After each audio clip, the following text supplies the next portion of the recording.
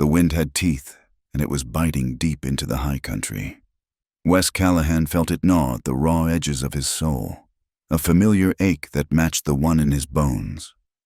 For 5 years, the wind had been his most constant companion, its howl the only voice that did not judge. It stripped the pines of their needles, scoured the granite peaks bare, and promised a clean, cold oblivion to any living thing foolish enough to be caught unprepared. Wes was never unprepared. His ranch, if one could call it that, was a stubborn pocket of defiance carved into the mountain's flank. A small, sturdy cabin built of his own hands, a barn for his one horse, and a few acres of land that fought him every spring. It was more than enough. It was a fortress of solitude, a penance he paid in silence and hard labor.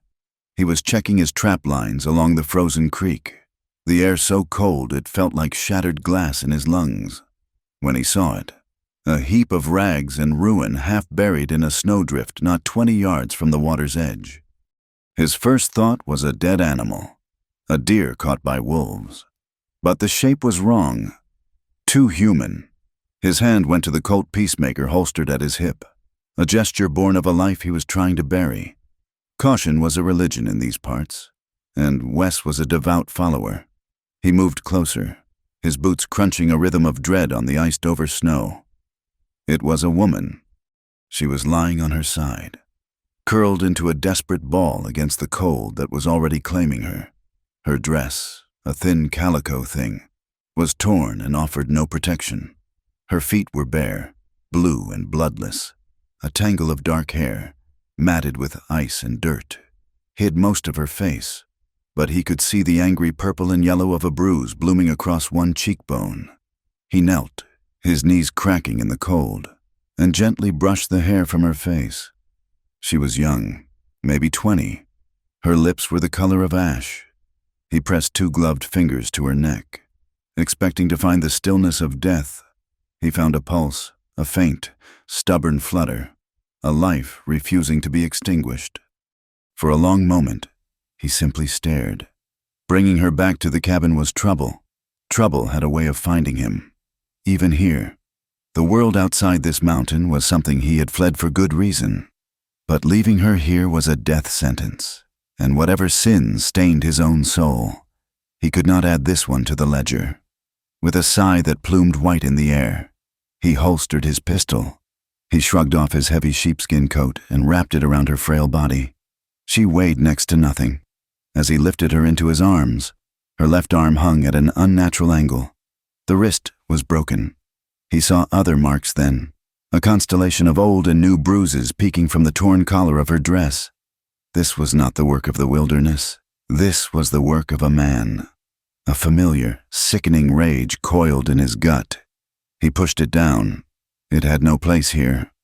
The journey back was a slow, punishing trek against the wind. Her head rested against his chest, her breathing shallow and ragged. He held her tight, his own body a shield against the elements, and did not think about the last time he had carried a woman in his arms. He could not afford to think about that. He could not afford to think about anything but the next step, and the one after that. Inside the cabin, the warmth of the stone hearth was a welcome shock. He laid her down gently on his own cot, the only one in the single-room dwelling. The place was Spartan, functional. A table, 2 chairs, a stone fireplace, and shelves holding the bare necessities for survival. There was no softness here, no comfort, only utility. He worked with a grim efficiency that belied the turmoil inside him.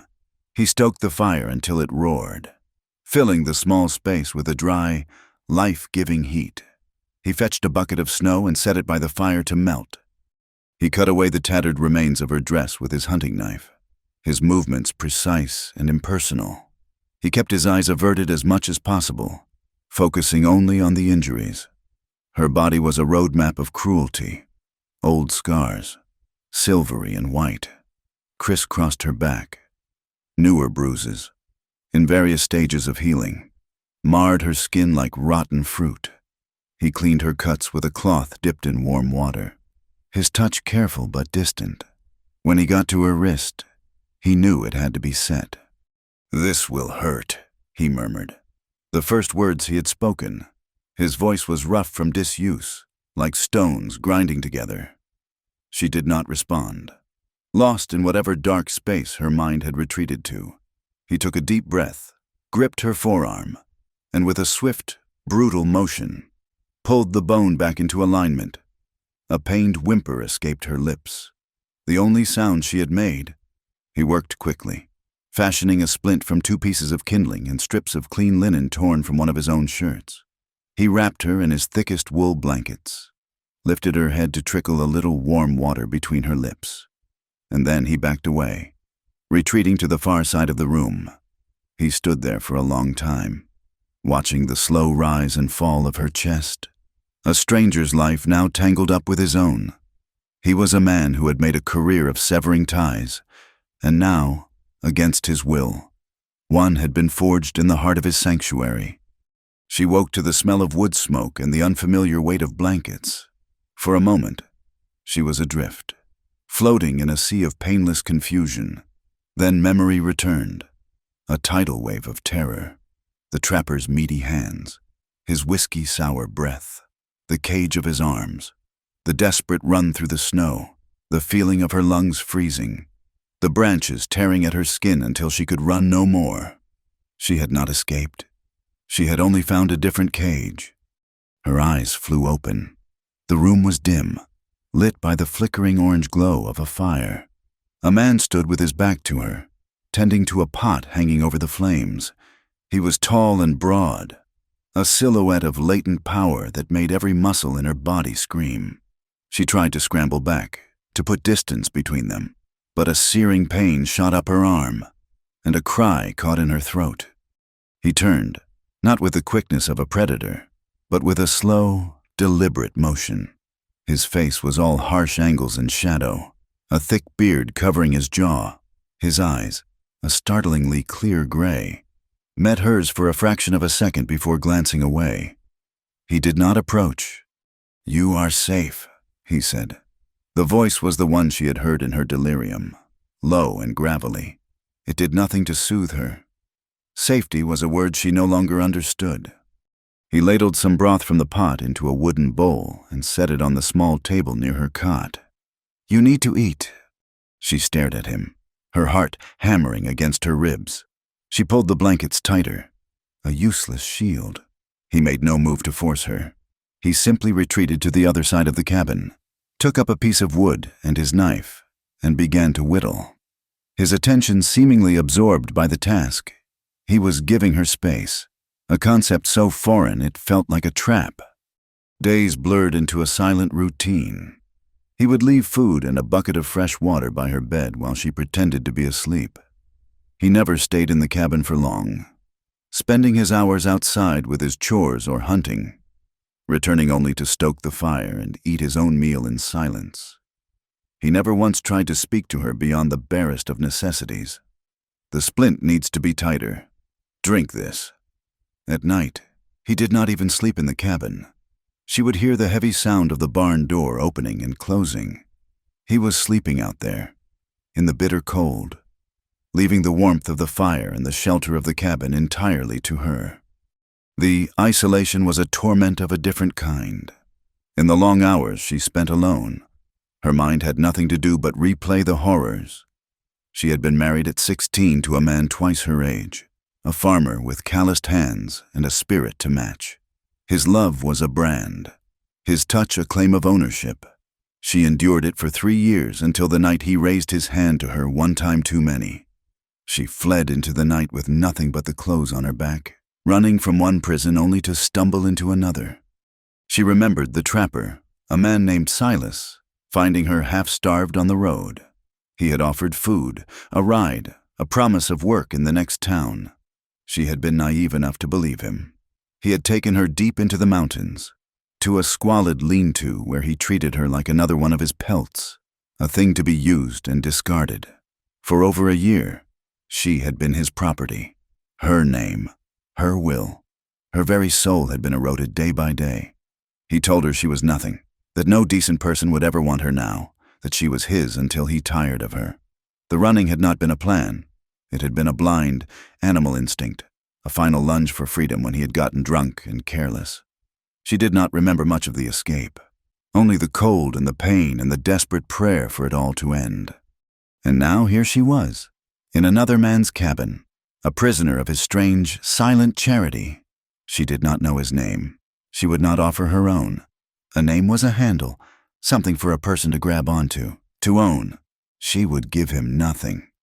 Wes knew she watched him. He could feel her eyes on his back when he thought she was sleeping.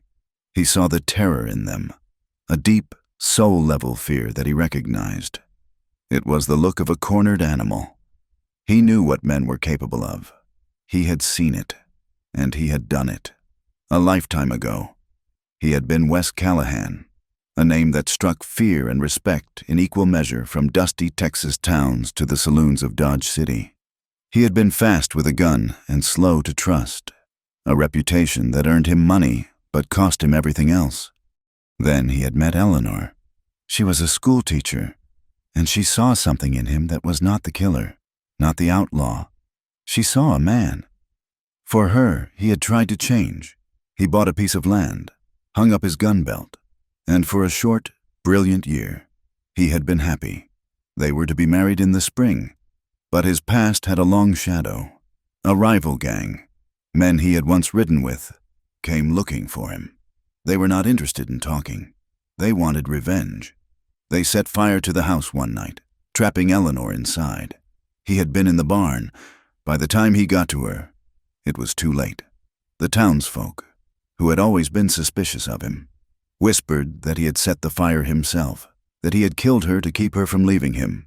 The whispers turned to accusations. The sheriff, a man he had once faced down, was all too eager to believe them.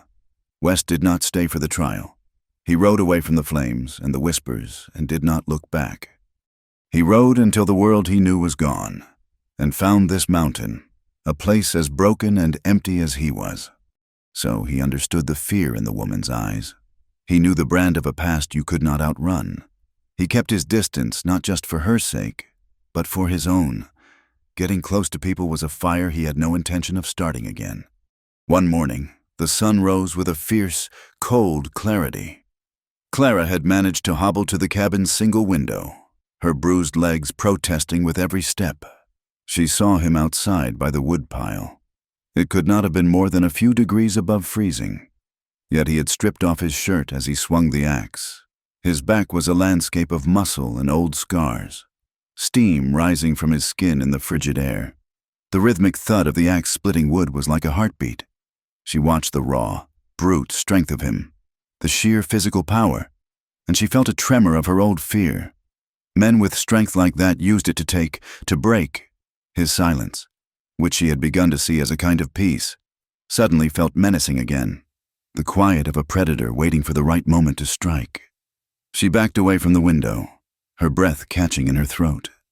That night, the temperature dropped further. A new storm was rolling in, and the wind howled like a legion of ghosts around the cabin's eaves. Despite the fire, a bitter chill seeped through the log walls. Clara sat huddled on the cot, wrapped in every blanket she had, but she could not stop shivering. The cabin door opened, and Wes came in, a gust of snow swirling around his boots. He did not look at her. He went to a large wooden chest in the corner, one she had never seen him open. He lifted the lid and pulled out a heavy, dark green wool blanket, thick and tightly woven. He walked over to her cot. She flinched, pressing herself back against the wall.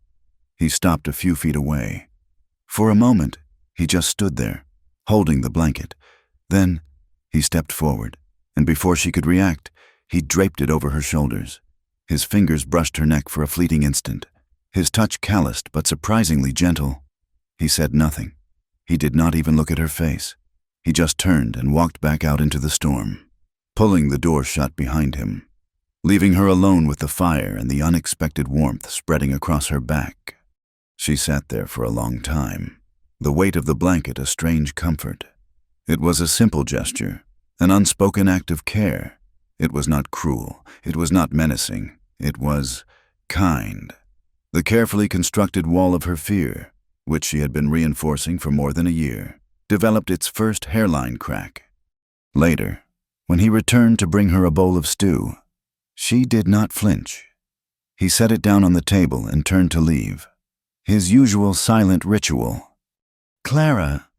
The name was a ghost on her lips, a sound she had not made in so long she barely recognized it.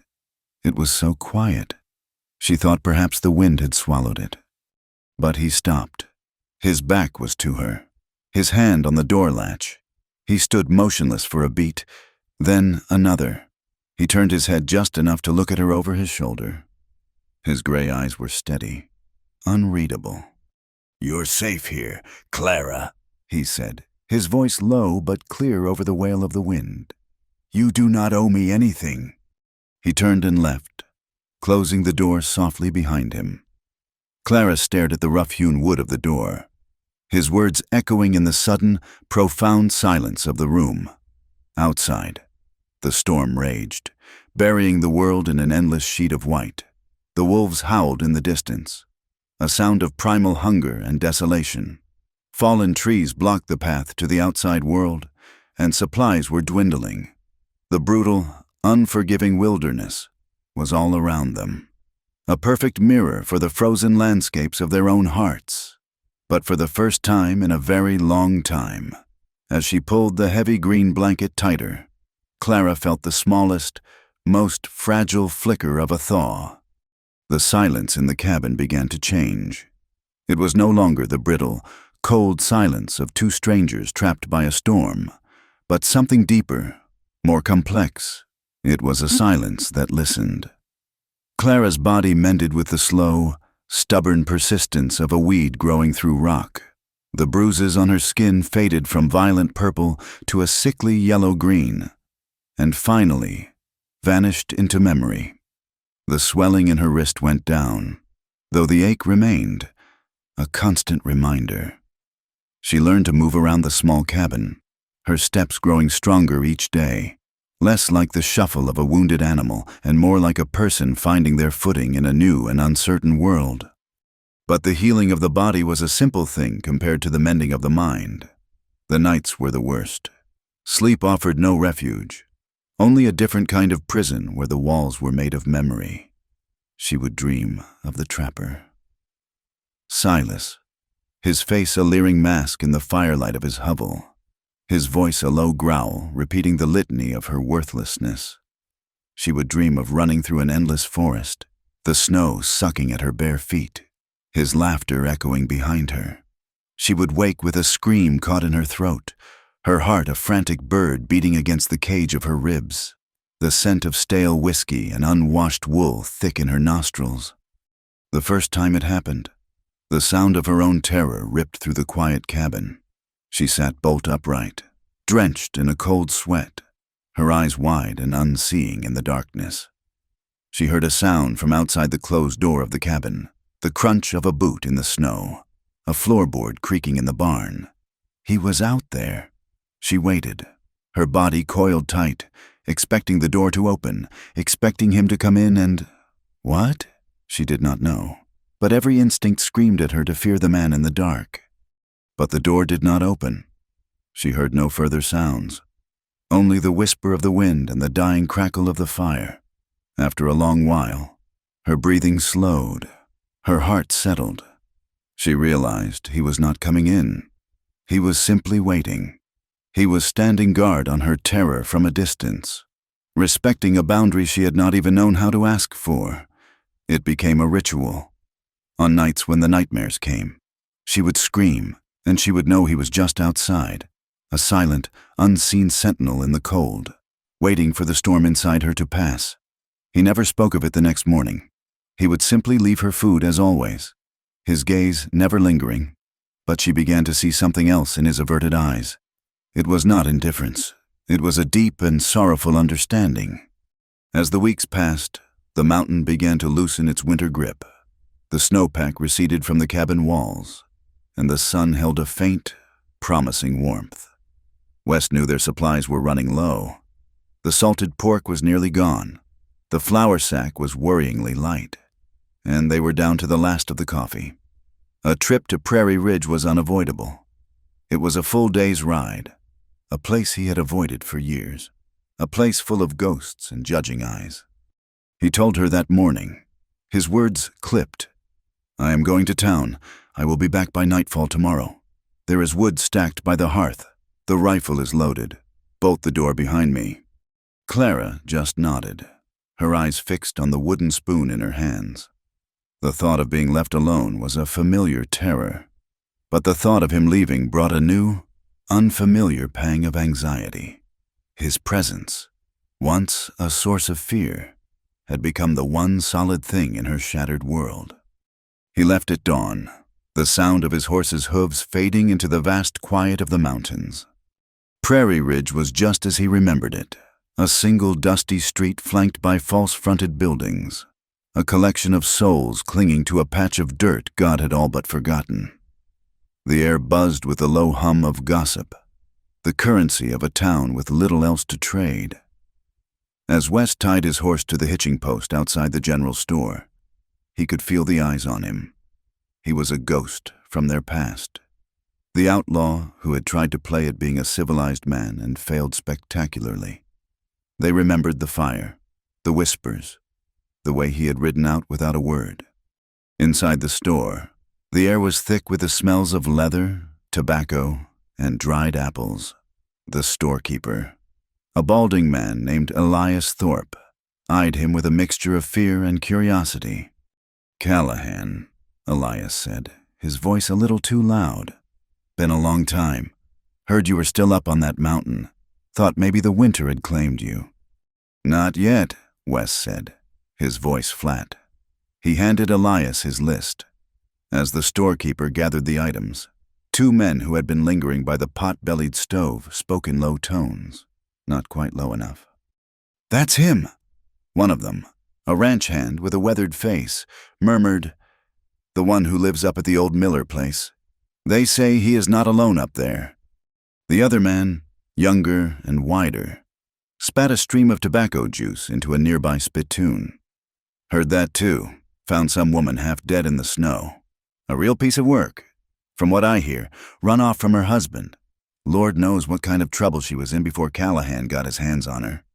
She is probably grateful for it." The first man chuckled. A mean, ugly sound. "A woman like that, spoiled goods, cannot be choosy. Better a quiet devil like Callahan than no man at all." A cold, white-hot rage flooded Wes's senses. It was so sudden, so powerful, it almost brought him to his knees.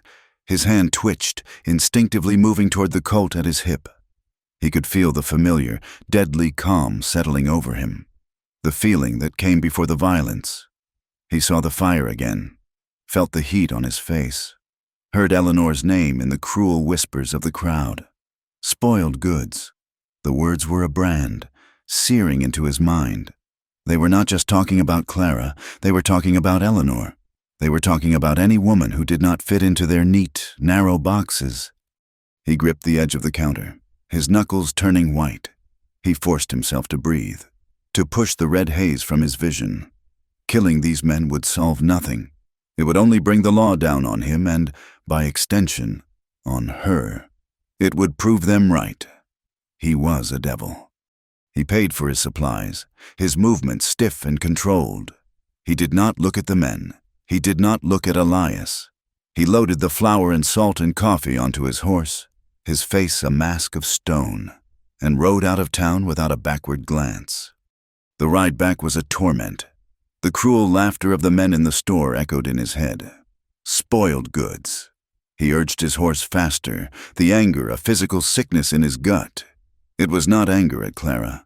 It was a deep, primal rage at the world, at its casual cruelty, at the way it kicked people when they were down and then blamed them for the dirt on their clothes.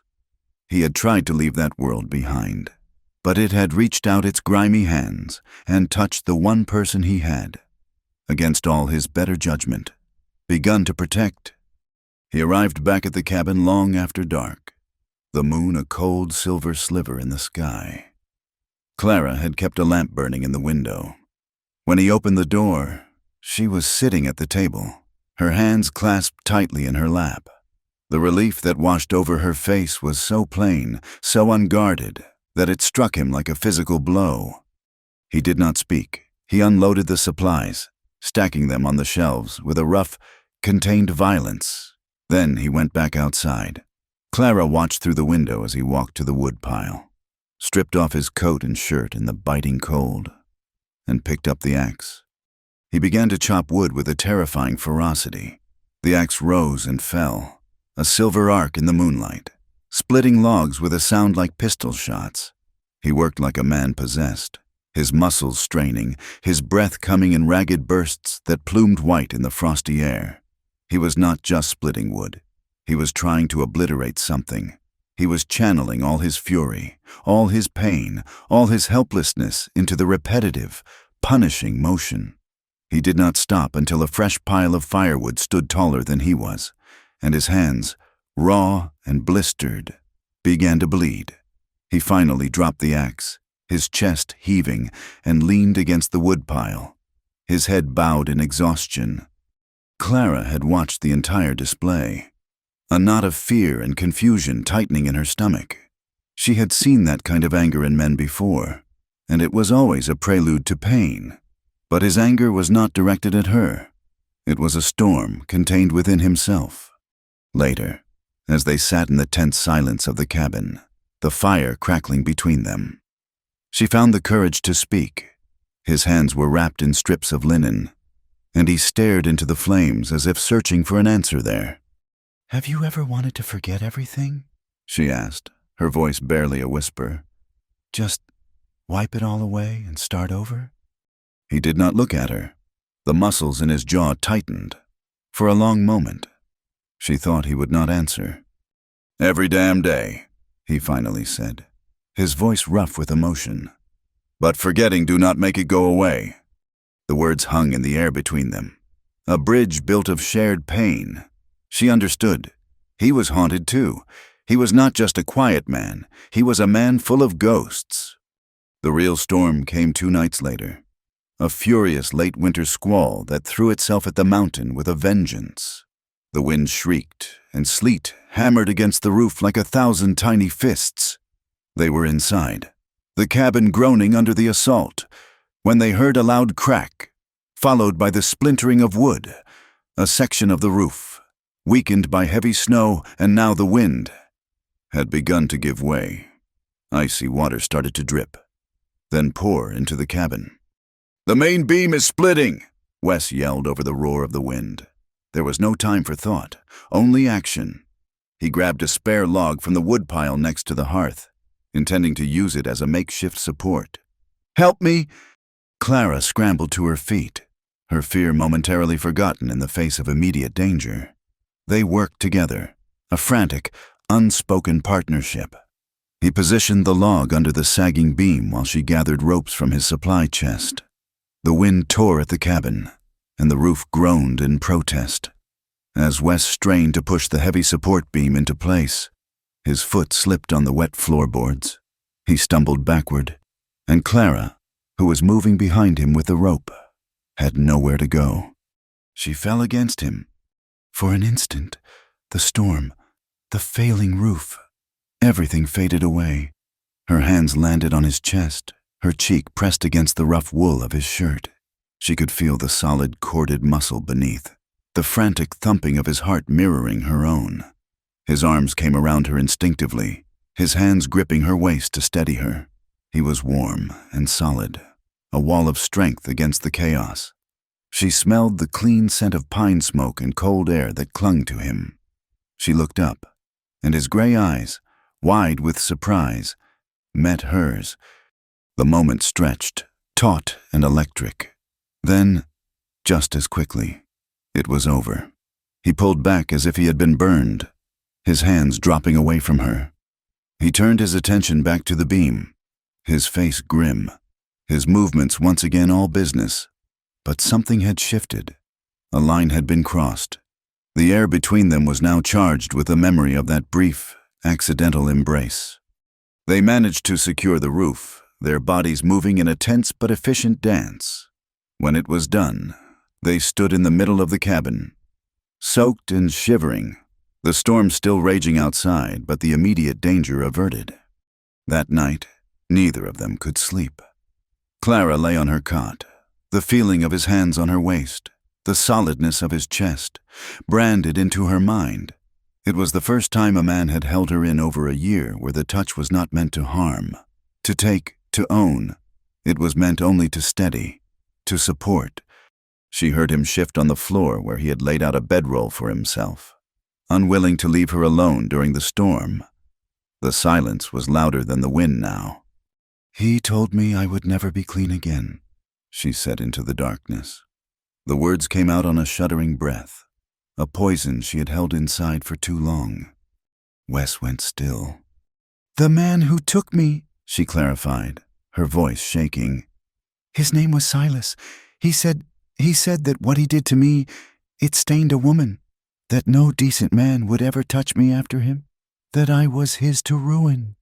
She curled into a ball, wrapping her arms around herself, the shame of physical weight crushing her chest. She had finally given voice to her deepest fear, the ugly belief that had taken root in her soul, that she was irrevocably broken. Spoiled goods. She heard movement. He got up from the floor and came to stand in the space between the fire and her cot, a tall shadow against the flickering light. He leaned against the log wall, his arms crossed over his chest. She could not see his face clearly, but she saw his whole body was trembling. "Then he was wrong," Wes said, his voice a low, fierce growl. "About everything." The simple, absolute conviction in his words broke something open inside her. A dam she had built stone by painful stone, a wall meant to hold back a flood of grief, shattered. A sob tore from her throat, raw and ragged. And then another, and another. The tears came, hot and unstoppable, a release of all the pain, all the fear, all the shame she had carried in silence for so long. She wept for the girl she had been, for the woman she might have become. She wept because, for the first time, someone had heard her truth and had not turned away in disgust. He did not move. He did not speak. He just stood there in the shadows, a silent witness to her sorrow, and watched her as if her pain was a fire that was burning him too. When the storm of her weeping finally subsided into quiet, shuddering breaths, she looked up at him. He had moved closer. He was kneeling on the floor by her cot, his face level with hers. The firelight carved deep lines into his face and in his eyes. She saw a raw, unguarded emotion that stole her breath. It was an agony that mirrored her own. Slowly, as if moving through deep water, he raised a hand. He hesitated, his fingers hovering in the air just inches from her face. She could feel the heat of him. Her heart hammered in her chest. This was the moment a man would take. He gently, so gently, brushed a stray tear from her cheek with the back of his thumb. His touch was rough, calloused, but it was the tenderest thing she had ever felt. His eyes searched hers. Asking a question, he did not speak. He leaned in, and she knew he was going to kiss her. Her mind screamed yes, a desperate, hungry craving for a touch that was not cruel, for a kiss that was not a theft. But her body remembered. As his lips came closer, she flinched, a violent, involuntary recoil. She squeezed her eyes shut, the ghost of another man's touch, another man's breath, rising up to choke her. Wes stopped instantly. He did not pull away completely, but he froze, the warmth of his breath still on her skin. He did not look angry or rejected. He only looked sad. A deep, profound sorrow filled his eyes. He leaned his forehead against the wooden frame of the cot, just beside her head. His eyes closed. "I will not ever take from you," he whispered, his voice thick and strained. "I will only give." Spring did not arrive on the mountain. It waged a slow, determined war against winter.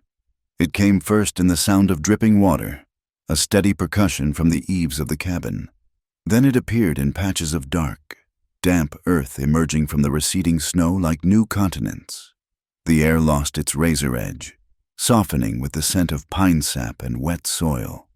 The creek, once a silent ribbon of ice, began to murmur, then chatter, then roar with the meltwater, its voice a celebration of release. The thaw that was happening on the mountain was also happening inside the cabin. The promise Wes had made that night to only give, never take, had settled in the space between them, a foundation of trust on which something new and fragile could be built. He began to sleep inside again, on his bedroll by the fire, the closed door no longer a necessary barrier.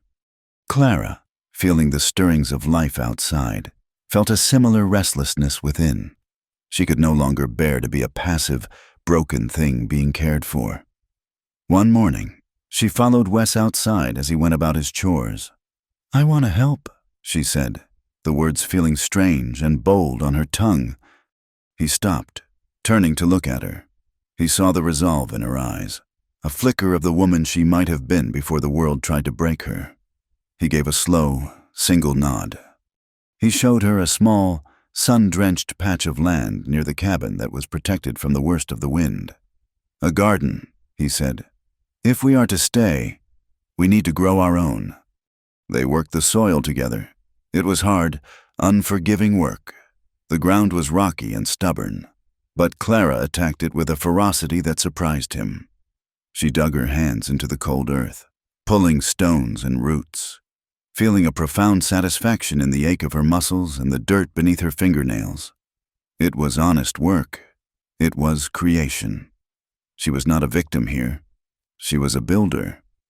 Wes showed her how to turn the soil, how to make the rows, and which seeds to plant for the short mountain growing season.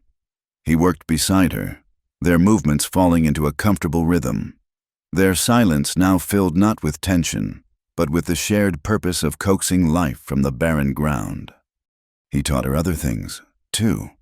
One afternoon, he took the rifle from its pegs on the wall. Clara flinched at the sight of it, the cold gleam of the barrel a reminder of a different kind of power. "You need to know how to use this," he said simply. "Not to hunt, to protect yourself, this place." He took her to a clearing, setting up a tin can on a distant stump. His instructions were patient and precise. He showed her how to hold the rifle, how to brace it against her shoulder, how to sight down the barrel, how to breathe. When her hands trembled, he did not touch her. He just spoke, his voice calm and steady, until the trembling stopped. Her first shot went wide, the recoil jarring her more than she expected. But she did not give up. She fired again and again. By the end of the day, she could hit the can more often than not. Holding the rifle, feeling its solid weight, was a revelation. It was not a tool of cruelty. It was a tool of control. It was power she could hold in her own hands. He taught her to ride. His horse, a sturdy buckskin named Dust, was a gentle creature. But Clara was terrified at first, to be so high off the ground. To put her trust in an animal so large and powerful felt like an impossible leap of faith. Wes led the horse around the small corral, his hand on the bridle, his voice a low murmur of encouragement. He did not rush her. He let her find her own balance, her own courage. The day she finally took the reins herself, urging Dust into a slow walk without Wes's hand to guide her, a feeling of exhilarating freedom washed over her. She could go anywhere. She was no longer trapped. With this new strength came a change she had not thought possible. Laughter. It happened one evening as she was helping him mend a saddle strap. He was telling a dry, understated story about a stubborn mule he had once owned, and a small chuckle escaped her. The sound was so foreign it startled them both into silence. Wes looked at her, and a slow, rare smile touched the corners of his mouth, crinkling the skin around his gray eyes. She smiled back, a real, unforced smile. After that, the laughter came more easily. It was never loud or boisterous, but quiet and warm, slipping into the spaces between their words like sunlight through the trees. The nightmares did not vanish completely, but they came less frequently. She began to sleep through the night, a deep, restorative sleep she had not known in years. She woke not to terror, but to the sound of birdsong outside the window and the smell of coffee. The ghosts were still there, but their voices were growing fainter. Their fragile peace was shattered by the arrival of the law. A lone rider appeared one afternoon, a tin star pinned to his vest identifying him as a sheriff's deputy. He was a young man with a fleshy face and small, assessing eyes that lingered on Clara for too long. "Sheriff sent me," the deputy, whose name was Miller, announced, not quite looking at Wes. "Folks in town were concerned. Heard you had a woman up here. Wanted to make sure everything was on the level." "Everything is on the level," Wes said, his voice flat and cold. He stood between the deputy and Clara, a silent, immovable wall. Miller's gaze slid past Wes to where Clara stood in the cabin doorway, her hand gripping the frame. "She looks all right," he said, a smirk playing on his lips. "Healthier than you'd expect for a woman found near dead in a snowstorm. You must be a real good Samaritan." Callahan. The insinuation was as thick and foul as mud. Wes did not move, but a change came over him. It was a terrifying stillness, a coiling of energy that was more menacing than any outward show of anger. The air grew heavy. "The lady is under my protection," Wes said, his voice dangerously quiet. "The sheriff knows where I am if he has official business. You can tell him that. Now get off my land." The deputy's smirk faltered. He had heard the stories about Wes Callahan. Looking at the cold promise of violence in the man's eyes, he suddenly believed them. "No need for trouble," Miller stammered, taking a step back toward his horse. "Just doing my job." He tipped his hat in Clara's direction, his eyes still holding a greasy familiarity, and rode away. As the sound of his horse faded, Clara felt a wave of shame and guilt wash over her. She wrapped her arms around herself. "I am sorry," she whispered to the ground. "I did not mean to bring trouble here." Wes turned to her, and the cold fury in his eyes was replaced by an expression of such fierce protectiveness it made her breath catch. He stepped forward, closing the distance between them, and for the first time, he did not seem to be holding himself back. "You are not trouble," he said, his voice a low, intense growl. He looked in the direction the deputy had gone, toward the distant town. "If they think you are trouble," he said, turning his burning gaze back to her, "then I will burn the damn town down for you." The raw, unequivocal loyalty of his words struck her to the core. He was not ashamed of her. He was not burdened by her. He was her defender. She looked up at him, truly looked at him, and saw not an outlaw or a hermit, but a man who understood what it meant to be judged by a world that knew nothing of your pain. That evening, the air in the cabin was thick with unspoken things. The deputy's visit had stirred the past for both of them. Wes was cleaning his rifle, his movements methodical, but his jaw was clenched tight. Clara sat by the fire, mending a tear in one of his shirts. She watched the firelight play across his face, illuminating the harsh lines and the deep-set sadness in his eyes. He had scars she could see, a pale, jagged line that cut through one eyebrow, a network of silvery marks on his hands from a life of hard work and harder fights. But she knew the deepest scars were the ones hidden from view. She put down the shirt and walked over to him. He looked up, his hands stilling on the rifle. She knelt in front of him, her heart thudding a slow, heavy rhythm. Hesitantly, she reached out and laid her hand on his arm. He flinched, almost imperceptibly, but did not pull away. Her fingers traced the hard muscle there, then moved to his side, where a faded pucker in the skin marked an old bullet wound she had noticed when he chopped wood. She rested her palm against it, feeling the warmth of him through the thin cotton of his shirt.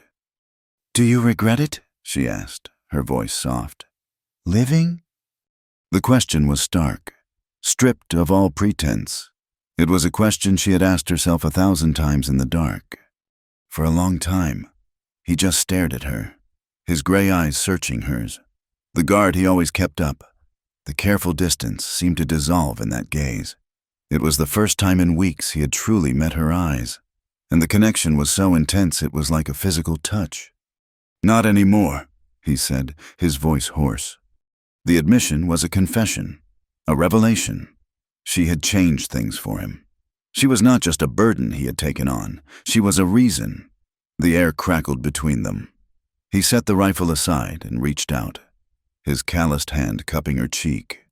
His thumb stroked her skin, a feather-light touch that sent a shiver through her entire body. He leaned in slowly, giving her every chance to pull away. Her past screamed at her to flee, to retreat into the safety of her shell. But the look in his eyes held no threat, only a deep, aching tenderness that she found she craved more than safety. She did not move. She held her breath as he drew closer, and then his lips met hers. The kiss was not what she expected. It was not rough or demanding. It was slow, cautious, a question. His lips were soft, hesitant, learning the shape of hers. A wave of feeling so powerful it made her dizzy washed over her, relief, fear, and a startling, unfamiliar surge of desire. Her hands, which had been resting in her lap, rose of their own accord and pressed trembling against the solid wall of his chest. She could feel his heart hammering against her palms. He deepened the kiss, and it was no longer a question, but an answer. It was a kiss full of all the unspoken words, all the shared pain, all the quiet understanding that had grown between them in the small cabin on the mountain. When he finally pulled back, they were both breathless. His forehead rested against hers. "Clara!"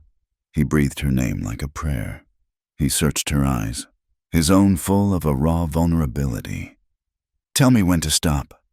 She looked at him, at this man who offered her choice when she had only ever known commands, who gave her control when it had always been violently taken from her. The ghosts of her past whispered their poison, telling her she was ruined, that this was a mistake.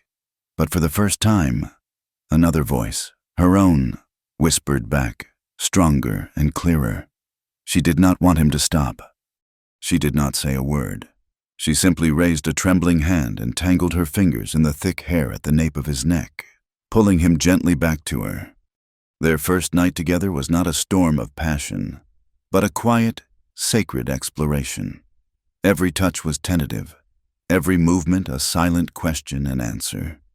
He undressed her with a reverence that made her want to weep, his eyes never leaving hers, his hands gentle on her skin. He looked at her scars, not with pity or disgust, but with a sorrowful understanding, as if he were reading the painful history of a language only he could speak. He kissed each one, a soft press of his lips that was not an attempt to erase them, but an act of acceptance. When he touched her, she was prepared for the familiar panic, the cold dread that had been her constant companion, and it was there, a shadow at the edge of her mind, but beneath it was something new. Something powerful, a deep, resonant craving to feel, to be close, to connect with the one person on earth who saw all of her broken pieces and was not afraid. But the body remembers what the heart wants to forget. As he moved over her, the weight of a man, the intimacy of the act, it was all too much. The shadow of the past grew larger, threatening to swallow her whole. A sob broke from her lips, and tears streamed down her face, hot against her temples. He stopped immediately. All motion ceased. He pulled back, his face a mask of alarm and self-loathing. "Clara, I am sorry, No!" she choked out, her hands flying to his face, holding him there. "Do not stop! It is not you!" He looked down at her, confused, his body still tense with the need to pull away, to not cause her more pain. He saw her tears, but he also saw the look in her eyes. It was not fear, it was something else entirely. "It is just—" She struggled for the words, the tears making it hard to speak. "It is the first time it has not hurt because someone was cruel.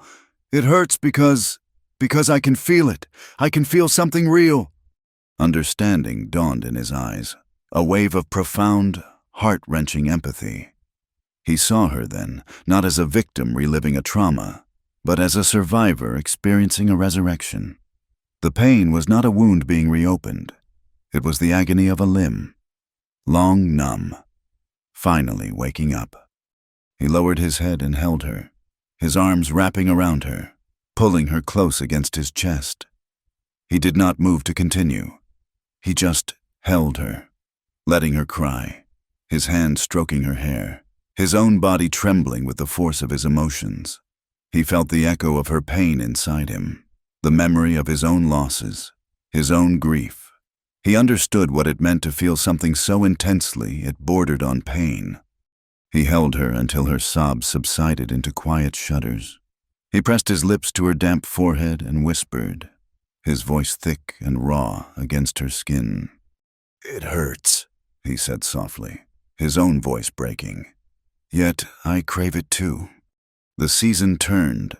The harsh, monochrome world of winter bled into the soft watercolors of spring, and with it, the quiet world of Wes and Clara bloomed.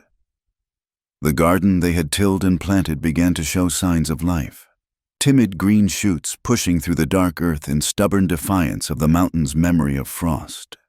Their life took on a rhythm that was as steady and natural as the lengthening days. They worked together, ate together, and at night, they learned the geography of each other's bodies with a tenderness that was a balm to their wounded souls. For the first time, Clara felt the earth solid beneath her feet. For the first time, Wes felt a reason to stay on it.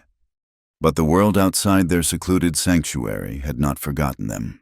Its judgment, like a slow-moving infection, began to creep up the mountain. It arrived in the form of a man named Reverend Gideon Blackwood, a traveling preacher with eyes like chips of flint and a voice that promised damnation more readily than salvation.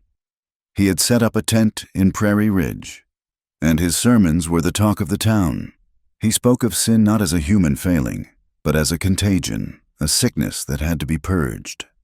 Wes heard the whispers on his next trip into town for salt and lamp oil. He was standing in Elias Thorpe's general store when he heard the talk.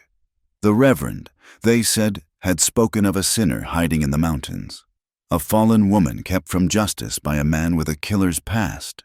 He did not use their names, but he did not need to. The town knew. The story of the woman Callahan had found in the snow had become a sordid piece of local folklore, and Reverend Blackwood was polishing it into a parable of wickedness. Wes was the devil on the mountain, and Clara was the harlot in his den. He rode home with a familiar, cold fury coiled in his stomach. He saw the way Clara's face lit up when he returned, the easy, genuine smile she gave him, and the fury turned to a fierce, protective ache. He said nothing of what he had heard. He would not let the town's poison touch her. He would not let them steal this fragile peace they had built. Peace, however, was a luxury the past was not willing to afford them. It arrived a week later, carried by a lone mail rider who made the arduous journey into the high country only once every few months. He handed Wes a single, sweat-stained letter addressed in a spidery, unfamiliar hand to the woman staying at the Callahan place. Wes took the letter with a sense of deep foreboding. He found Clara by the creek, washing clothes, humming a tune he did not recognize. The sun was warm on her back, and she looked happy. The sight of her quiet contentment made what he was about to do feel like a physical violence. "This came for you," he said, holding it out. She dried her hands on her apron, a puzzled frown creasing her brow. She took the letter, her eyes scanning the crude handwriting. She broke the wax seal and unfolded the single sheet of paper. As she read, the color drained from her face. The paper began to tremble in her hands. A low, wounded sound escaped her throat, the sound of an animal caught in a trap. She swayed on her feet, and Wes lunged forward, catching her before she collapsed. He helped her to a nearby log, her body limp and unresisting. The letter had fallen to the ground. He picked it up. The words were blunt, cruel, and full of a chilling sense of ownership. "Clara, they told me you was dead. They lied. I know where you are. I am coming to get what is mine. You are my wife until God says otherwise. And he ain't said nothing to me. Be ready. Your husband, Abner Hale. The name was a ghost, a monster from a story she had only ever whispered in the dark. Abner Hale, the man she had fled, the man she had prayed was dead, the foundation of her new life, the solid ground she had just found, crumbled into dust. He is alive, she whispered, her voice a hollow shell. He is coming. The terror in her eyes was a thing he had not seen in months, a regression to the broken woman he had first carried into his cabin. Wes's mind raced, his old instincts taking over. The world had found them. The only answer he had ever known was to run. Listen to me, he said, his voice urgent, his hands gripping her shoulders. We can leave. Tonight, we can pack what we need and ride north. There are places, territories where no one knows us. He will never find us. I will keep you safe. He meant it with every fiber of his being. He would take her to the ends of the earth to keep her safe. He expected relief, agreement. But instead, something in her eyes shifted. The terror was still there. But beneath it, a tiny, hard ember of defiance began to glow. She shook her head, slowly at first, then with more force. She looked up at him, her gaze meeting his, clear and unwavering. No. The word was quiet, but it had the force of a gunshot. Clara, you do not understand. No, Wes, she said, her voice gaining strength. You do not understand. I have been running my whole life. I ran from my father's house I ran from him into the wilderness and into the hands of another monster. When I ran from Silas, I was not running to something. I was just running away. I have been running so long I have forgotten what it feels like to stand still. She stood up, pulling away from him, her hands clenched into fists at her sides. I will not let him chase me from this place, from this life, from you. I am done running. He looked at her, truly saw her, and she was not the frightened victim he thought he needed to rescue. She was a woman staking a claim on her own life, a life she had fought for, bled for. He had taught her to shoot, to ride, to survive in the wilderness. But she, in turn, was teaching him something far more difficult, how to stand and fight when every instinct screamed to disappear. All right, he said, his voice rough with emotion. We do not run, we fight. They rode into Prairie Ridge 2 days later, not as fugitives, but as a united front. The decision was a stark and terrifying one. They would go to Sheriff Brody, present the letter, and formally claim Wes's protection over her on his land. It was a long shot. The law was a fickle thing, especially when it came to a woman's word against her husband's, but it was the only shot they had that did not involve running or bloodshed. As they rode down the single dusty street, Wes felt Clara's hand find his. She laced her fingers through his, her grip tight and a little damp, but resolute. He squeezed back. It was a small gesture, but in the open theater of the town, it was a bold declaration. They were together. The town stopped to watch them pass. Faces appeared in windows. Men stopped talking on the boardwalks. The whispers followed them like a cloud of insects. A few women, Wes noted, looked at Clara with a flicker of sympathy in their eyes, a shared understanding of the secret cruelties of men. Most of the men, however, simply averted their gaze, their faces hard and judgmental. As they passed the general store, a woman quickly pulled her young daughter behind her skirts, but the child peeked out, her eyes wide with a morbid curiosity fueled by adult whispers. She pointed a small, grubby finger. Mama? Her voice piped, loud in the sudden silence. Is that the sinner woman the preacher talks about? The mother shushed her face flushing with embarrassment, and hurried the child away. But the damage was done. Clara flinched as if struck. The shame was a physical blow, hot and sickening. Wes's jaw tightened, and he felt the old, familiar rage begin to smolder. He kept his eyes forward, his grip on her hand a silent promise. They found Sheriff Brody in his office. He was a man in his 50s with a drooping mustache and tired eyes that had seen too much trouble to be surprised by anything. He listened to their story, his face impassive, as Wes laid the letter from Abner Hale on his desk. "This letter is a threat," Wes said, his voice level. "Clara is living on my land, under my protection. We want it known, officially." Brody picked up the letter, reading it with a sigh. "Callahan, you know as well as I do this is a domestic matter. The man is her husband. In the eyes of the law, she is his property." "She is not property," Wes snarled, taking a step forward. "Wes," Clara said softly, putting a hand on his arm. She turned to the sheriff, her voice shaking but clear. "Sheriff, my husband, Abner, he was a cruel man. I fled for my safety. I believed he had perished. His return is not that of a concerned husband. It is, as the letter says, a man coming to claim an object he owns."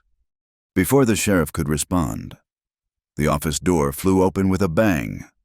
A man stood framed in the doorway, blocking the afternoon light. He was large, with a florid, drink-reddened face and a self-righteous sneer. He smelled of whiskey and sweat. "There you are, you worthless whore!" Abner Hale boomed, his eyes locking on Clara. A wave of pure terror washed over her, and she instinctively shrank behind Wes. "Abner," Sheriff Brody said, his voice weary, "this is my office. You will conduct yourself with respect." Abner ignored him. He took a staggering step into the room, his eyes full of a venomous fury. "Thought you could run off and play house with some half-wild outlaw, did you?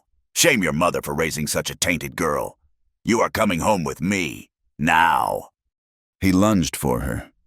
He never made it. Wes moved with a speed that was terrifying in its economy. He did not draw his gun. He did not need to. He met Abner's lunge with a single, perfectly timed punch. The crack of bone against bone echoed in the small office. Abner Hale crumpled to the floor, blood gushing from his nose, his eyes wide with shocked, drunken pain. "That is enough. Callahan!" the sheriff roared, his hand on his own pistol. Wes stood over Abner's groaning form, his chest heaving, the knuckles on his right hand already swelling. He looked at the sheriff, his eyes blazing. He touched her. He would be dead.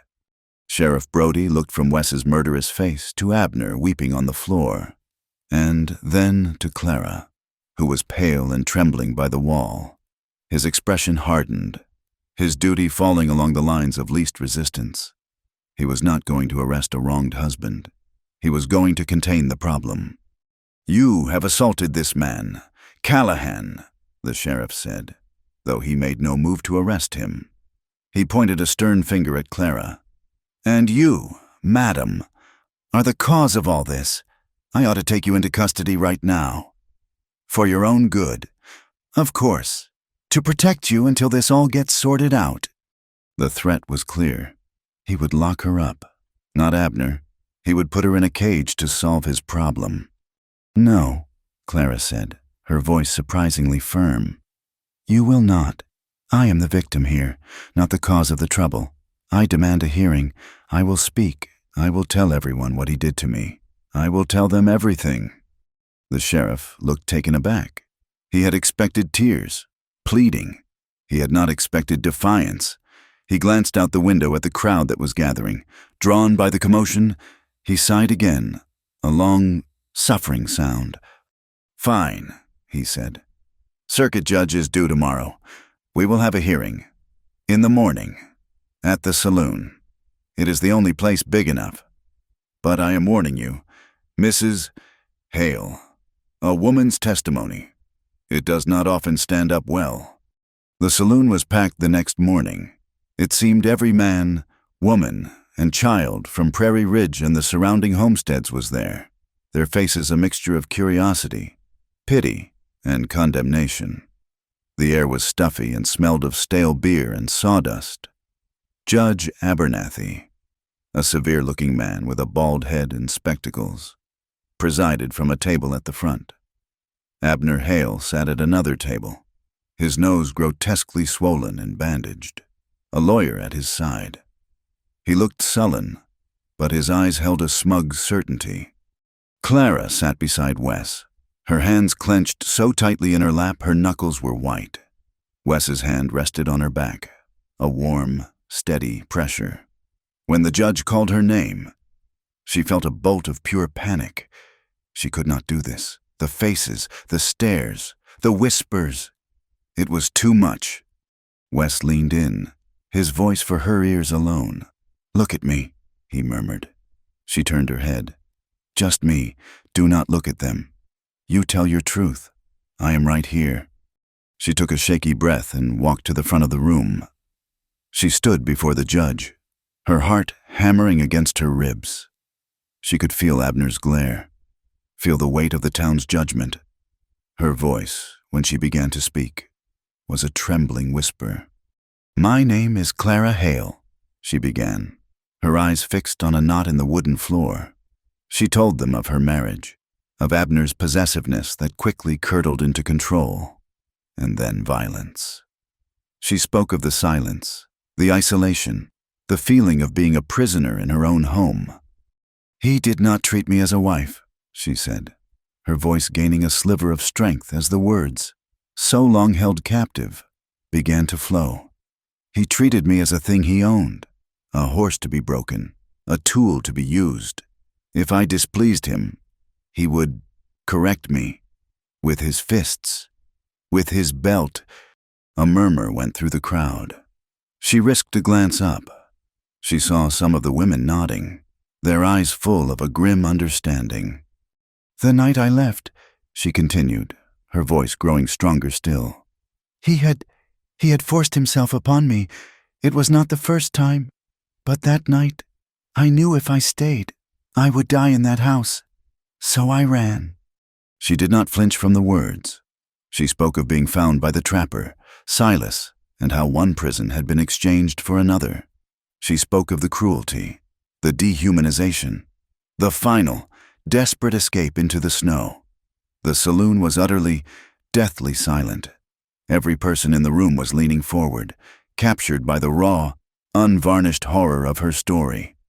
"My husband says he has come to claim what is his," she said, finally raising her head and looking directly at the judge, her eyes shining with unshed tears. "But I am not a possession. My life is my own. I broke no law by trying to survive. I broke no law by accepting the kindness of a man who saved my life when no one else would." Tears were now running freely down her cheeks, but her voice did not break. "Abner Hale told me every day that I was nothing. He said no one would ever believe me over him. He said my word was worthless." She swept her gaze over the faces in the crowd, the people who had whispered about her, judged her. "I am standing here today so that you will all know. I am not nothing," she finished, her whole body trembling with the effort. The silence that followed was absolute, profound. It was a silence filled with the weight of her words, the force of her truth. Wes's jaw was clenched so tight a muscle jumped in his cheek, his face a mask of terrible fury, pride, and a love so fierce it was a palpable thing in the room. Then, a single sound broke the stillness. "Clap." It was not loud. It was the sharp, distinct sound of one person's hands coming together. From the back of the room, Elias Thorpe's wife, a quiet woman Clara had never spoken to, was standing. She was looking at Clara, her face filled with an expression of profound respect. She clapped again. "Clap, clap!" The spell was broken. Another woman stood, and then another. A quiet ripple of support, a current of empathy, began to shift the very air in the room. The men still sat, their faces stunned and uncertain, but the judgment in their eyes had been replaced by something else. Doubt, and for the first time in Prairie Ridge, a flicker of shame. The ride back from Prairie Ridge was a journey through a canyon of silence. The small, scattered applause in the saloon had faded, leaving behind an echoing emptiness. Clara's victory, if it could be called that, had cost her everything. to win her freedom. She had been forced to rip open her own wounds and display them for a room full of strangers. The town did not see a survivor. They saw the sordid details of her shame. She had not cleansed herself. She had only confirmed that she was stained. Wes felt the distance open up between them, a chasm wider than the valley floor. Her hand, which had held his so tightly, now lay limp in her lap. She rode with her back straight, her gaze fixed on the space between her horse's ears, her face a pale, emotionless mask. He wanted to reach out, to say something, but what words were there? He had seen the strength it took for her to stand and speak her truth, and he had seen the way it had shattered her. He had promised her safety, and he had led her into a public spectacle that was its own kind of violation. Back at the cabin, the easy rhythm they had built was gone. The air grew thick with unspoken things. Clara moved like a ghost through the small space, her actions mechanical. She would cook and clean, her hands moving with a familiar efficiency. But her spirit was absent. She was haunted. In the middle of a simple task, she would freeze, her eyes unfocused, her mind clearly replaying a scene from her past, now dragged into the harsh light of the present. At night, the nightmares returned with a vengeance, and her choked cries were a constant, sorrowful presence in the darkness. She began to pull away from him. When his hand brushed hers as they reached for the same water dipper, she flinched and withdrew as if burned. She no longer met his gaze. The laughter that had begun to bloom between them withered and died.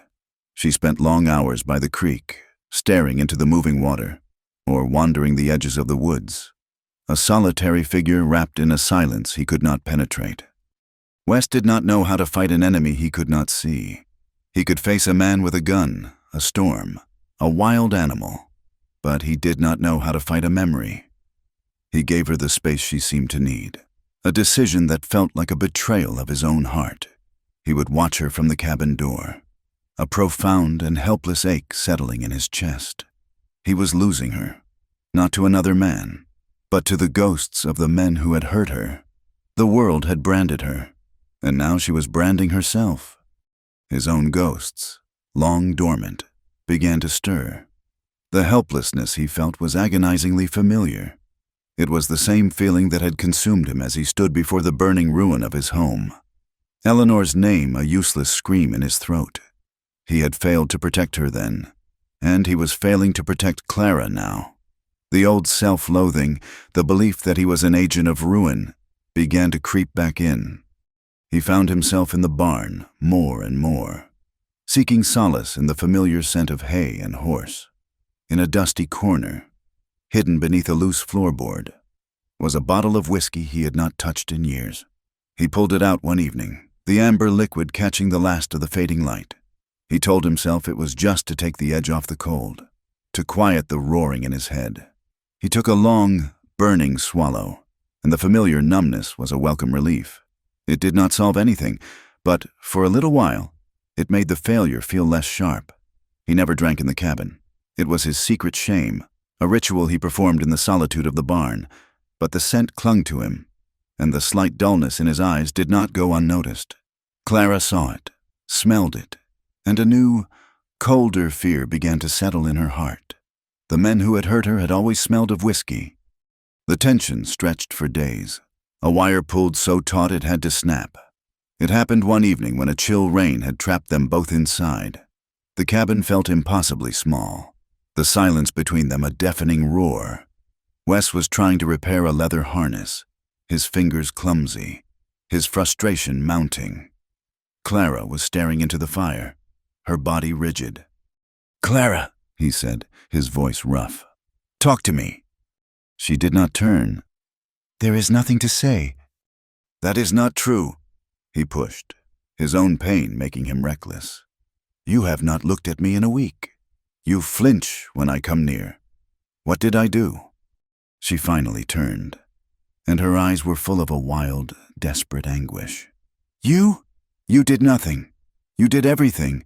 You made me believe I could have a life. You made me speak, and now they all know. They all look at me and see that." They saw your strength, he insisted, standing up, the harness falling forgotten to the floor. I saw it. You saw a performance, she cried, her voice cracking. I stood there and bled for them. And for what? So they could pity me? So they could whisper about the sinner woman who finally confessed her sins? I walk through those memories every single night. Wes, you paraded me in front of that town and now I cannot escape them. Not even here. The accusation, so deeply unfair, broke through his control. I was trying to help you. By letting them stare at me like an animal in a cage? She shot back, her voice rising to a scream. You promised I would be safe here. You said this was a safe place. She took a step back, her hands coming up as if to ward him off, her face a mask of betrayal and terror. But I am still not safe. I will never be safe. The words struck him with the force of a physical blow. He staggered back, the accusation hitting the rawest, most vulnerable part of his soul. All the frustration, all the fear, all the helplessness he had been swallowing for weeks finally broke free. You think I do not know that? He roared, his voice cracking with a pain that silenced her. He swept a hand through his hair, his whole body trembling. You think I do not lie awake every night listening to you cry out, knowing I cannot stop it? That I cannot reach you? He paced the small space like a caged animal, the confession tearing out of him. I am scared. Clara, I am scared every minute of every day. I am scared I will lose you to your past, that it will finally pull you under where I cannot follow, and I am scared you will be taken from me because of my past. I am not some hero. I am the man they all whisper about, the killer who got away with it. Every time I ride into that town, I am waiting for the hand on my shoulder, for the past to finally catch up. I am terrified that one day it will, and it will destroy you too. He stopped, his chest heaving, his face pale in the firelight. He looked at her, his eyes stripped bare of all defenses, showing her the raw, terrified heart of the man. I am not your enemy. I am just as scared as you are. The truth of his words, the sheer, ragged vulnerability of them, extinguished her anger like a bucket of water on a flame. She stared at him, seeing for the first time that his silence had not been judgment, and his distance had not been rejection. It had been fear, his own deep, abiding fear. She had been so consumed by her own ghosts. She had never considered that he was wrestling with his. The argument left a raw, wounded silence in its wake. For days, they moved around each other with a careful, bruised tenderness. The tension was gone, replaced by a shared sorrow. They had seen the truth of each other's fears, and the knowledge was both a burden and a bond. One afternoon, they were sitting on the small porch of the cabin, watching the sun sink behind the western peaks, painting the sky in shades of orange and purple. The air was cool and clean. I am scared too, Clara said into the quiet, her voice soft. She did not look at him, her gaze fixed on the horizon. What I said, it was not fair. I know you were trying to protect me. It is just, sometimes the fear is so big, it feels like it is all I am. She turned to him then, her eyes clear and impossibly sad. But I have been alone with that feeling my whole life. I think I would rather be scared beside you than feel nothing alone. It was an apology. It was a promise. It was everything. Wes reached across the space between them and took her hand. She did not pull away. Her fingers curled around his. A silent acceptance. They sat like that for a long time, hand in hand, watching the stars begin to prick the darkening sky, no longer on opposite sides of a chasm, but standing together on the edge of it. That night, something shifted again, as they prepared for sleep. A quiet deliberation came over Clara. She watched him lay out his bedroll on the floor, a habit he had resumed since the night of the hearing. Wes, she said. He looked up. I do not want you to sleep there anymore. He paused, his eyes questioning. I want you to come here. She patted the cot beside her. It was not a plea for comfort from a nightmare. It was a clear, simple invitation. He stood and came to her, sitting on the edge of the cot, waiting. "I want you to be with me," she said, her voice steady. She reached up and touched his face, her fingers tracing the line of his jaw. "Not because I am hurting, not because I am scared. I want you to make love to me because I want to feel joy. With you, I want to choose it." Her words, her choice, her agency struck him with the force of a revelation. This was not about healing a wound. This was about creating something new. He looked into her eyes and saw not a fragile victim, but a woman of incredible, forged steel strength. A woman who was actively choosing to claim her own happiness. He leaned down and kissed her, a slow, deep kiss full of all the reverence he felt for her. His touch, when it came, was different from before. It was not just gentle. It was worshipful. He touched her as if she were made of spun moonlight, as if her skin was sacred ground. He moved with a slow, deliberate grace, his hands and lips exploring her, his entire being focused on her pleasure, on her joy. He was giving, as he had promised, but it was the joyful giving of a gift, not the solemn tending of a wound. And for Clara, it was a miracle. The ghosts were there, but they were silent, banished to the farthest corners of the room by the light he was creating in her. For the first time, her body was not a source of shame or a vessel for pain, but a source of incredible, breathtaking pleasure. She was not enduring.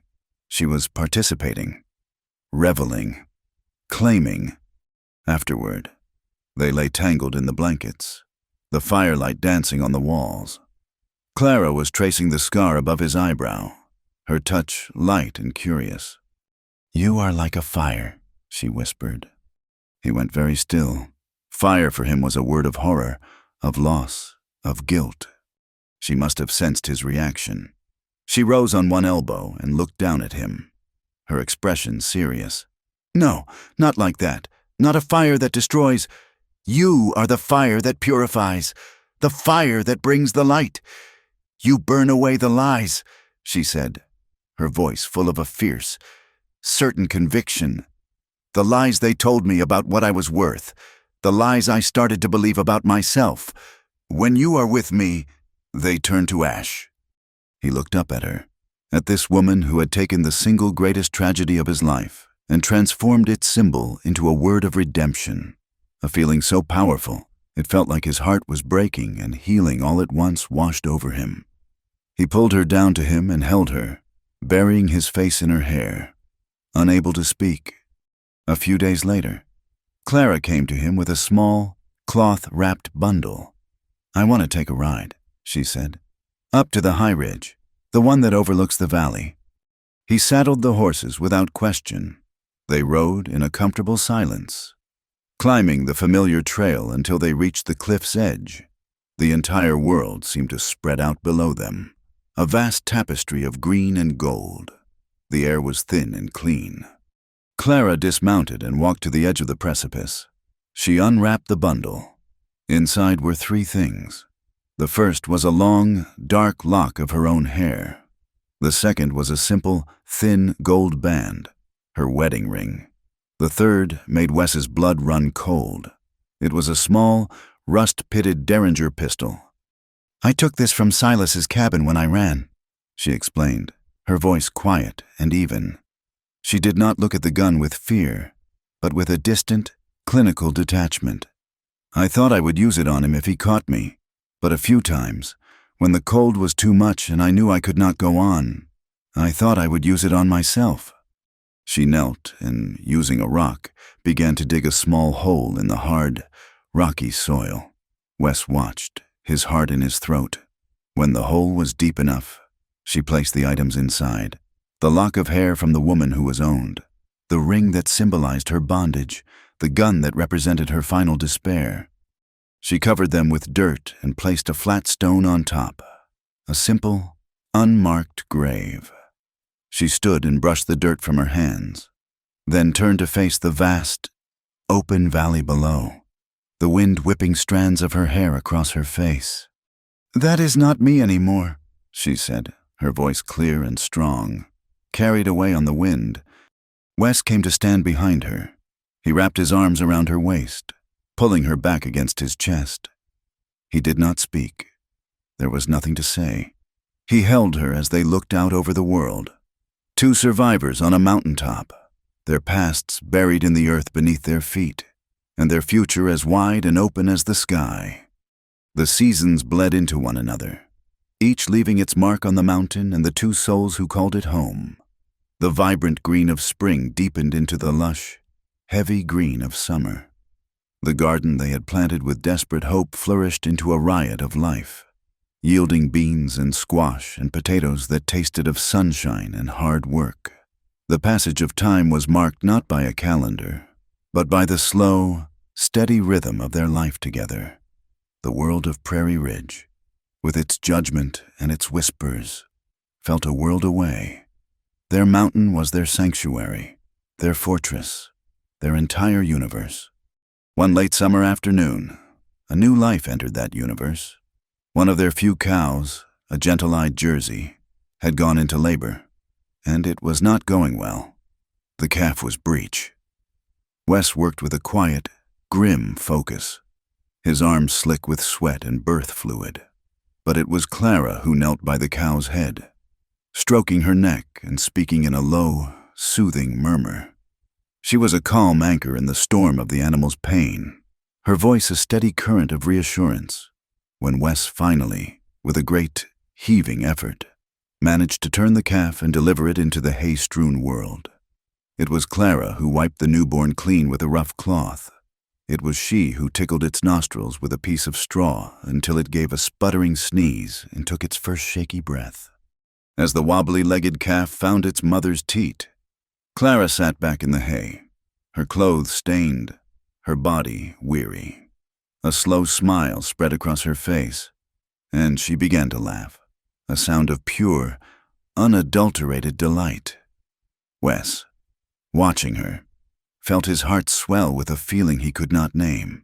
The smile in her eyes was not the fragile, hesitant thing he had first coaxed from her. It was a deep, abiding peace, the look of a woman who was no longer just surviving, but was now a willing participant in the messy, beautiful, ongoing miracle of life. She was at home in her own skin, at home in this world they were building. The small cabin, once a sufficient fortress for a man in solitude, began to feel cramped by the sheer size of the life they were filling it with. It was a shelter built for one ghost, not a home built for two living, breathing people who were daring to dream of a future. "It is not big enough," Wes said one evening, looking around the single room that served as their kitchen, bedroom, and parlor. "It is perfect," Clara replied, not understanding. "It saved my life." "It was a place to hide," he corrected gently. "A home should be a place to live." And so, they began to build, on a small rise just above the old cabin. With a view that stretched down the valley, they chose the site for their new home. Wes felled the trees himself, the thud of his axe echoing through the high country, a sound not of anger now, but of creation. Clara helped him strip the bark and notch the logs. Her hands, once soft and bruised, now strong and calloused. They worked from sunup to sundown, their movements a seamless dance of shared purpose. They were not just building a house, they were laying the foundation of a life, log by heavy log. They designed it together, planning a room for them, a larger space for living, and another small room off to the side, a room with room to grow, a room for a family. One afternoon, a lone rider appeared on the trail leading to their land. It was Elias Thorpe, the storekeeper from town. He looked nervous, as if he expected to be met with suspicion. But he carried no weapon, only a burlap sack that smelled of coffee and cured bacon. "A gift," he said, dismounting and offering the sack to Wes. "From some of the townsfolk. A way of saying sorry, I suppose." Wes and Clara exchanged a look of disbelief. Elias shifted on his feet, avoiding their eyes. "Things have changed since the hearing," he explained. What you said, Mrs. Hale, it made people think, especially the women. It seems a lot of folks had stories of their own they were too scared to tell. He finally looked up, his gaze direct and full of a quiet respect. That preacher, Gideon Blackwood, he kept on with his sermons about sinners and damnation, but folks stopped listening. They started to see he was just a man who fed on the misery of others. Last week, the sheriff suggested it might be healthier for him to travel on. Ran him out of town on a rail. They did. The news settled over them. A quiet, astonishing revelation. The world they had tried to shut out had not forgotten them, but it had changed its mind. Clara's truth had not been a spectacle of shame. It had been a seed. And in the closed-off hearts of Prairie Ridge, something had begun to grow. After Elias left, the weight of the past seemed lighter. That evening, as Clara prepared their supper in the old cabin, Wes walked to a place behind the barn he had not visited in years. Beneath a large, flat stone lay a small, tin-lined box he had buried the day he arrived on this mountain. He dug it up, the lid groaning in protest as he pried it open. Inside, nestled in oilcloth, was the man he used to be. A pair of silver-inlaid Colt Peacemakers, their ivory grip smooth and cool to the touch. A worn leather gun belt, the holster molded from thousands of hours on his hip. A tarnished silver badge from a brief, disastrous stint as a lawman. He looked at them, not with nostalgia, but with the detachment of a man looking at the bones of a stranger. These were the tools of a life lived in the shadows, a life of running and fighting, a life that had cost him everything. They had been his identity, his power, his curse. He took the box to the fire pit where they burned their rubbish, and without ceremony, he emptied its contents into the flames. The oilcloth caught first, a whoosh of black smoke. The leather belt curled and blackened, and the ivory grips of the famous pistols cracked and turned to ash. He did not say a word. He simply stood there, watching the symbols of his past burn, until there was nothing left but glowing embers and twisted, useless metal. He was not that man anymore. That man was dead and buried. He went back inside, the smell of smoke clinging to him. Clara looked up, a question in her eyes. He simply shook his head and came to her, wrapping his arms around her from behind as she stood at the stove. He was free. The first frost of autumn had silvered the meadow when Clara began to feel the change. A morning sickness that left her pale and weak, a subtle shift in the rhythm of her own body. She had known for 2 weeks. 2 weeks she had held the terrifying, wonderful secret close to her heart, waiting for the right moment, for the right courage. She found him by the frame of the new house, sanding a window frame smooth. He was so absorbed in his work, so solid and real, that her heart ached with the force of her love for him. "Wes," she said, her voice barely a whisper. He turned, a smile on his face that faded when he saw her expression. "What is it? Are you all right?" She took a deep breath. "I am late," she said, the words stark and simple. He froze.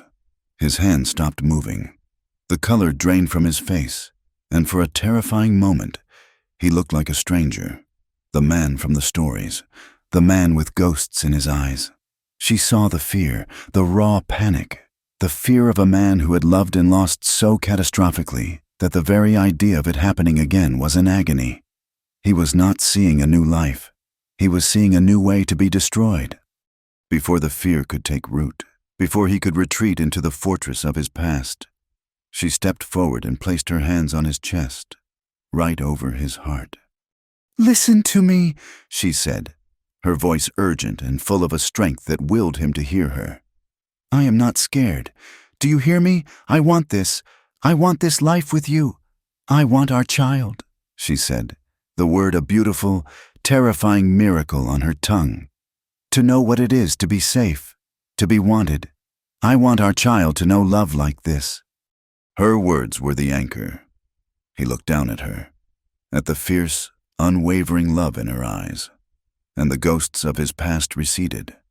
The fear did not vanish, but it was overwhelmed by something far more powerful. He covered her hands with his own, pressing them against his chest. A single tear traced a path through the sawdust on his cheek. He was not thinking of what he could lose. He was thinking of everything he had, right here, in his hands. The fire came on a moonless night in late autumn, when the woods were tinder dry after a long, rainless spell. It started with a lightning strike on the far ridge, a single, violent crack of light and sound. At first, it was just a faint, orange glow against the black horizon. But the wind was high that night, a restless, malevolent force. It picked up the embers and carried them, sowing a garden of flame that grew with an explosive, horrifying speed. Wes was the first to smell it, a faint, acrid tang on the wind that made the hair on his arms stand up. He was out of the cabin in an instant, his heart pounding with a cold, familiar dread. He saw the wall of flame moving down the opposite ridge, a monstrous, devouring beast that painted the sky in apocalyptic shades of red and orange. It was coming toward them. The memory hit him like a physical blow. The smell of smoke, the roar of the flames, the suffocating heat. Eleanor. For a paralyzing second, he was back there, a helpless spectator to his own personal hell. "Wes!" Clara's voice cut through the fog of his memory. She was beside him, her face pale in the fire's unholy light, but her eyes were clear and focused. She was not panicking. She was waiting for him. Her presence, her strength, broke the spell. This was not the past. This was now. He was not helpless, and he was not alone. "The new house," he said, his voice a rasp. "It is closer to the trees. We have to make a stand there." There was no time for fear, only for action. They moved with a desperate, synchronized efficiency. They filled every bucket, every barrel, every pot with water from the creek. They soaked blankets and burlap sacks. He took the axe, and she took a shovel, and they ran to the half-finished house as embers began to rain down around them like fiery snow. They fought side by side, a two-person army against a force of nature. He used the axe to cut a fire break, clearing a wide swath of brush and small trees around the new cabin, his movements powerful and precise. Clara followed behind him, using the shovel to beat out the small spot fires that ignited in the dry grass, her face smudged with soot, her eyes burning from the smoke. The roar of the approaching fire was a physical presence, a deafening, constant thunder. The heat was a living thing, searing their skin and stealing the air from their lungs. This was not the fire of his past, a fire set by the evil of men. This was wilder, more elemental. And he was not a spectator. He was a fighter, beside him. Clara fought with a ferocity that stunned him. She was not a victim cowering from the flames. She was a warrior, her movements economical and fearless, her focus absolute. She was defending her home. She was defending her future. She was defending their child. For hours they battled, their world reduced to the desperate, primal fight for survival. They were covered in soot and sweat, their muscles screaming in protest, their lungs aching. But they did not stop. They were a single unit, moving together, anticipating each other's needs without a word. When the main fire front finally hit their clearing, it was a vision of hell, a 50-foot wall of flame that surged against the firebreak, hungry for the house, for them. They used the soaked blankets to beat back the flames that leaped the gap, the heat so intense it blistered their skin. And then, as suddenly as it had come, the wind shifted. It turned back on itself, pushing the fire away from them, back toward the already burned-out section of the forest. The roar lessened to a hiss and a crackle. The immediate danger had passed. They stood in the scorched, blackened clearing, leaning on their tools, too exhausted to speak. The half-built frame of their new home stood behind them, untouched, a stark silhouette against the glowing, smoking ridge. They had won. Wes dropped the axe and stumbled toward her. He pulled her into his arms, holding her tight against his chest, burying his face in her smoky hair. He was trembling. Not from fear, but from the sheer, overwhelming force of his love for her. He had faced the fire that had haunted his dreams for years, and he had not been broken by it, because she had been with him. He pulled back, his hands framing her soot-stained face. He looked into her eyes, which were shining with tears and exhaustion and a fierce, triumphant light. "You are tougher than fire, sweetheart," he whispered, his voice thick with emotion. In the gray, hazy light of the next morning, they stood hand in hand at the edge of the clearing. The valley below was veiled in a thick blanket of smoke, the air sharp with the smell of char and ash. They were bruised, blistered, and blackened with soot. They were utterly exhausted, and they were whole. They were survivors. They were lovers. They were a family. Wes looked at their new home, standing strong and safe in the midst of the devastation. He looked at the valley, which would heal, and he looked at Clara, at her strong, beautiful face, and at the gentle curve of her belly that held their future. All the pain, all the running, all the fear had led them to this single, perfect moment of peace. He drew her close and pressed his forehead against hers. Closing his eyes, he breathed in the scent of her, of smoke and sweat and life. "It hurt," he whispered, the words a final, quiet confession. "But look what we made from it." Thank you for being part of our story tonight. Please comment with where you are listening from to connect with fellow fans. Subscribe to the From Wild West channel, and share your thoughts with us in English.